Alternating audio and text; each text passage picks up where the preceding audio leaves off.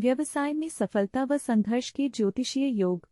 आज के समय में जहां अपने करियर को लेकर अधिकांश युवा किसी न किसी प्रोफेशनल कोर्स को करने के बाद एक जॉब की इच्छा रखते हैं, वहीं बहुत से लोग केवल स्वतंत्र व्यापार करने में ही रुचि रखते हैं। किसी न किसी बिजनेस में ही अपना करियर बनाना बहुत से लोगों की पहली पसंद होती है, परंतु कुछ लोग अपने बिजनेस में सफल हो पाते हैं तो बहुत से लोगों को लंबे समय तक संघर्ष करने पर भी सफलता नहीं मिलती और इन्वेस्ट किया गया धन भी बेकार चला जाता है। वास्तव में किसी व्यक्ति को व्यापार में सफलता मिलेगी या नहीं, है हमारी जन्म कुंडली में बने कुछ विशेष ग्रह योगों पर निर्भर करता है। तो आइए जानते हैं कि बिजनेस में सफलता मिलने के लिए कुंडली में कौन से ग्रह योग सहायक होते हैं। हमारी कुंडली का दशम भाव हमारी आजीविका या करियर को नियंत्रित करता है। व्यक्ति की आजीविका किस स्तर की होगी यह कुंडली के दशम भाव की स्थिति पर निर्भर करता है, परंतु जब हम अपनी आजीविका को भी विशेषतः व्यापार के रूप में देखते हैं तो यहाँ कुंडली के सप्तम और एकादश भाव की महत्वपूर्ण भूमिका होती है। जन्म कुंडली का 7वां भाव स्वतंत्र व्यवसाय और 11वां भाव लाभ का कारक होता है। तय करियर में भी विशेष रूप से केवल व्यापार में सफलता मिलना या न मिलना कुंडली के 7वें और 11वें भाव की स्थिति पर निर्भर करता है।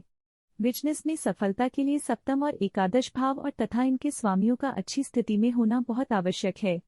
इसके अतिरिक्त व्यापार का नैसर्गिक नियंत्रक बुध को माना गया है, अतः व्यापार में सफलता और अच्छे व्यापारिक गुणों के लिए कुंडली में बुध का बलवान होना भी बहुत आवश्यक है। अतः बिजनेस में सफलता के लिए सप्तम भाव, एकादश भाव और बुध तीनों घटकों का अच्छी स्थिति में होना आवश्यक है, परंतु व्यापार में सफलता और अच्छी उन्नति के लिए जो घटक सर्वाधिक महत्व रखता है वह है कुंडली का लाभ स्थान अर्थात 11। व्यवसाय में सफलता के योग। 1 यदि सप्तमेश सप्तम भाव में हो या सप्तम भाव पर सप्तमेश की दृष्टि हो तो बिजनेस में सफलता मिलती है। 2 सप्तमेश स्व या उच्च राशि में होकर शुभ भाव, केंद्र, त्रिकोण आदि में हो तो बिजनेस के अच्छे योग होते हैं। 3 यदि लाभेश लाभ स्थान में ही स्थित हो तो व्यापार में अच्छी सफलता मिलती है। 4 लाभेश की लाभ स्थान पर दृष्टि हो तो व्यापार में सफलता मिलती है। 5 यदि लाभेश दशम भाव में और दशमेश लाभ स्थान में हो तो अच्छा व्यापारिक योग होता है। 6 दशमेश का भाग्येश के साथ राशि परिवर्तन भी व्यापार में सफलता देता है। 7 यदि धनेश और लाभेश का योग शुभ स्थान पर हो या धनेश और लाभेश का राशि परिवर्तन हो रहा हो तो भी व्यापार में सफलता मिलती है। 8 यदि किसी व्यक्ति की सर्वाष्टक वर्ग कुंडली के 11वें भाव में 12वें भाव से अधिक बिंदु हो तो व्यापार के लिए अच्छा योग होता है। 11वें भाव में 12वें भाव से जितने अधिक बिंदु होंगे उतना ही अच्छा लाभ मिलेगा। 9 सप्तमेश यदि मित्र राशि में शुभ भावों में स्थित हो तो भी बिजनेस में जाने का योग होता है।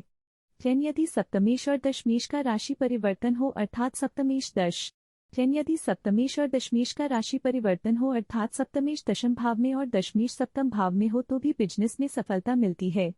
11 सप्तमेश और लग्नेश का राशि परिवर्तन भी बिजनेस में सफलता दिलाता है।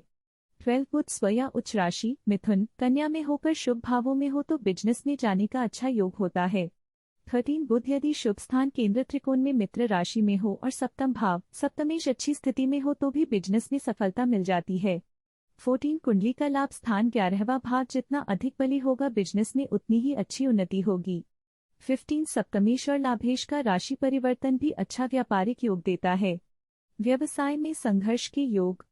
1 यदि लाभेश 11वें भाव का स्वामी पाप भाव 6,1,12 में हो तो ऐसे में बिजनेस में संघर्ष की स्थिति रहती है और किए गए इन्वेस्टमेंट का पूरा लाभ प्राप्त नहीं हो पाता।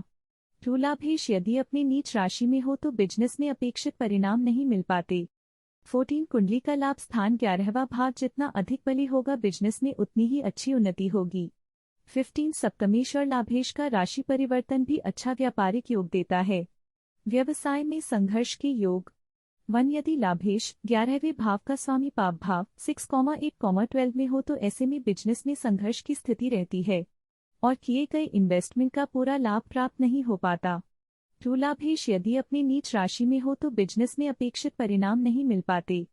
3 कुंडली के एकादश भाव में किसी पाप योग, ग्रहण योग, गुरु चांडाल योग आदि का बनना भी बिजनेस में संघर्ष उत्पन्न करके सफलता को कम करता है।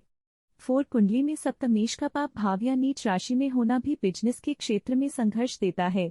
अब मेष राशि का स्वामी मंगल है, वृश्चिक राशि का स्वामी शुक्र है, इसी तरह मिथुन राशि का स्वामी बुध है, कर्क का स्वामी चंद्र है, सिंह राशि का स्वामी सूर्य है, कन्या राशि का स्वामी बुध है, तुला राशि का स्वामी शुक्र है, वृश्चिक राशि का स्वामी मंगल है।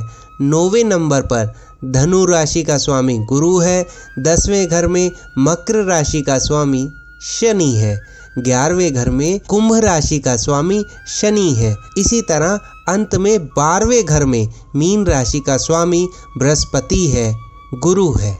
हर राशि के स्वामी का अपना एक अलग प्रभाव होता है। जो